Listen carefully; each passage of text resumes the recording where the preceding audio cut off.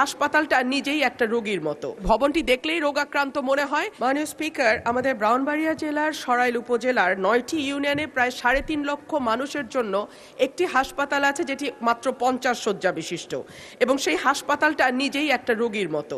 কারণ এখানে প্রয়োজনীয় সংখ্যক চিকিৎসক, কর্মচারী, চাহিদা মাফিক ওষুধ, অত্যাধুনিক যন্ত্রপাতি, এই সকল কিছুর সংকট বিদ্যমান।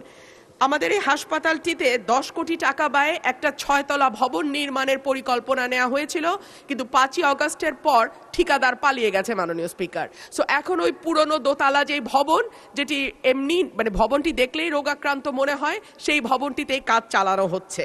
জানা গেছে এই হাসপাতালে কনসালটেন্ট সহ চিকিৎসকদের 9টি, নার্সের 6টি, মেডিকেল টেকনোলজিস্টের 2টি, ফিল্ড স্টাফের 15টি, স্বাস্থ্য সহকারী 8টি এবং আদার্স 19টি, প্রেষণে থাকা পদ সহ 64টি পদ শূন্য রয়েছে।